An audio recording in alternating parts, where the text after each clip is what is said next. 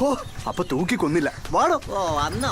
എന്റെ പൊന്ന് സിപി, ഇതെവിടെ പോയി കിടക്കരുത്. നിന്ന് ഭൂമി ദേവി പുഷ്പണിയായി. ആ മൈഷട്ട് എന്നോട് പിടിച്ചു നിർത്തി. നിന്റെ ഒടുക്കത്തെ ഫോൺ വിളിയാ കാരണം. ഇതാ ആള്. ഹതഭാഗ്യനായ ഒരു അച്ഛന്റെ എല്ലാ ലക്ഷണങ്ങളും ഇല്ലേ? നീ എന്നെ പള്ളിയിൽ എത്തനാൻ കമ്മിറ്റി കൊണ്ടുവന്നാണോ? 30 വർഷമായിട്ട് ഞാൻ വളർത്തിയ താടിയാ നീ പഠിപ്പിച്ചത്. അതോർത്തോണം. കള്ള ലക്ഷണമില്ലേ? എന്റെ പൊന്ന് സിപി, ഒരുപാട് കഷ്ടപ്പെട്ടിട്ടാണ് ഇതുപോലൊരുത്തന്നെ ഒപ്പിച്ചെടുത്തത്. വാർത്ത നാളെ പത്രത്തിടാൻ വേണ്ടി ഞാൻ ഏൽപ്പിച്ചിട്ടുണ്ട്. കോളം ആക്കരുത്. അപ്പൊ ചേട്ടന്റെ 25,000 രൂപ നഷ്ടപ്പെട്ടു. ഇങ്ങോട്ട് മകളുടെ കല്യാണത്തിന് സ്വർണം വാങ്ങാൻ പോയി ചേട്ടൻ ബസ്സിൽ കയറിയിട്ട് ഇറങ്ങിയപ്പോ പണം കണ്ടില്ല. ഓ, അത് സംഭവം മനസ്സിലായി. ഇയാള് ബാക്കി പറ. പണം കിട്ടിയത് ഇദ്ദേഹത്തിന്. കാരുണ്യവാനായ ഇദ്ദേഹം ചേട്ടനെ കണ്ടുപിടിച്ച് പണം പോലീസ് സ്റ്റേഷനിൽ വെച്ച് തിരികെ ഏൽപ്പിക്കുന്നു. നമ്മൾ എല്ലാരും കൂടെ ചേർന്ന് ഒരു ഫോട്ടോ എടുക്കുന്നു. കളഞ്ഞു കിട്ടിയ പണം തിരികെ ഏൽപ്പിച്ച് സ്വതന്ത്രൻ മാതൃകായി എന്ന ടൈറ്റിലോട് കൂടി ഫോട്ടോ നാളെ പത്രത്തിൽ വരുന്നു. അപ്പൊ അതാണ് സംഭവം. ഫോട്ടോ എടുക്കാൻ ഞാൻ പറയാം. വാ. സ്റ്റേഷനിൽ നിന്ന് ഇറങ്ങിയ പണം തിരികെ ഏൽപ്പിക്കണം. ഇറങ്ങുന്ന വഴി ഞാനൊരു 2,000 രൂപ തരും. അയ്യോ, അപ്പൊ എന്റെ 30 വർഷത്തെ താടി അതിന് പ്രത്യേകം തരാം. ഇതൊക്കെ CPയുടെ നന്മയ്ക്കാ. തമ്പിയെ തോപ്പിക്കാൻ നമുക്കിപ്പോ വേണ്ടത് ഇമേജാ. ഇവനെ എങ്ങനെയാ ഒന്ന് ചോദ്യം ചെയ്യാ? ഒരു ടെററിസ്റ്റിനെ ക്വസ്റ്റ്യൻ ചെയ്യുമ്പം വളരെ കെയർഫുൾ ആയിരിക്കണം.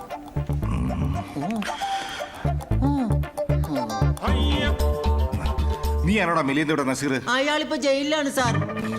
അപ്പൊ നിന്റെ പേരാ? എന്റെ പേരെന്നാ? ഗോപാലകൃഷ്ണൻ രാമകൃഷ്ണ ദാസപ്പൻ. ഒരു പേര് പറയടാ. ദാസപ്പൻ. അപ്പൊ നിന്റെ കാശാണ് പോയത്? കിട്ടിയത് അയാൾക്ക്? അതെ സാർ. രണ്ടുപേരും ഒരു ബസ്സിൽ ഇരുന്ന് യാത്ര ചെയ്യായിരുന്നു. അതെ സാർ. താൻ എങ്ങോട്ടാ പോയിക്കൊണ്ടിരുന്നത്? ഞാൻ എറണാകുളത്തേക്ക്. അപ്പൊ താനോ? മലപ്പുറം. മലപ്പുറം? ഒരാൾ എറണാകുളത്തും മറ്റേ മലപ്പുറത്തും. രണ്ട് ദിക്കിൽ. പിന്നെ എങ്ങനെയാണ് രണ്ടുപേരും ഒരു ബസ്സിൽ ഇരുന്ന് യാത്ര ചെയ്യുന്നത്?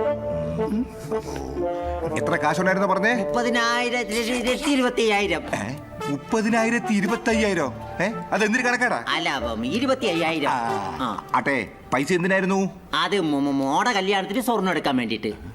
നിനക്ക് കെട്ടിക്കാൻ പ്രായത്തിന് ഒരു മോളാ? അല്ല സാർ, പെങ്കട കല്യാണത്തിന്. നിന്നോട് ചോദിച്ചില്ല. ഞാൻ അപ്പോഴേ പറഞ്ഞല്ലേ എനിക്ക് പ്രായക്കുറവാണെന്ന്. കച്ചത്തിന്ന് പോയി എടുക്കടാ. എടുക്കാൻ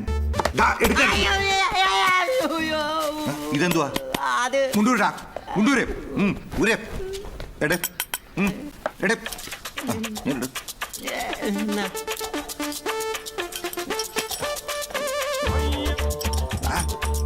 എവിടെ നിന്നാണ് അതൊക്കെ അടിച്ചു മാറ്റിയത്?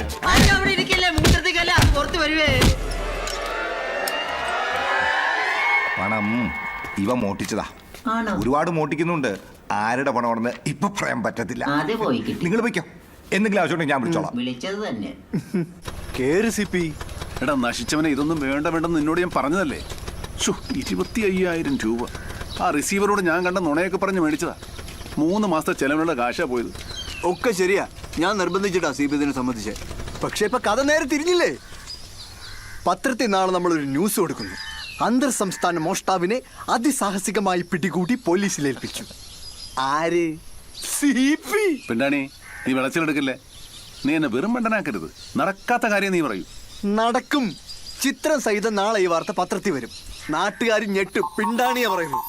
കവലയിൽ നാളെ നമ്മൾ ഒരു ഫ്ലക്സ് വെക്കും.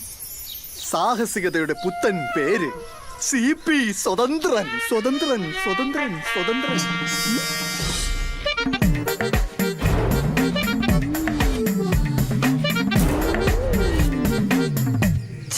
ഇവിടെ ഇരുന്ന ഫോട്ടോ ഒന്നാവില്ല. ബാക്ക്ഗ്രൗണ്ടിൽ കുറച്ച് പച്ചപ്പൊക്കെ വേണം. ഇങ്ങോട്ട് ഇറങ്ങി വരണം മിസ്റ്റർ. ഫോട്ടോ പുറത്തുനിന്ന് എടുക്കാം. എന്റെ ഫോട്ടോ എടുക്കണമെങ്കിൽ അച്ഛന്റെ ഫോട്ടോ പുറകെ വേണം.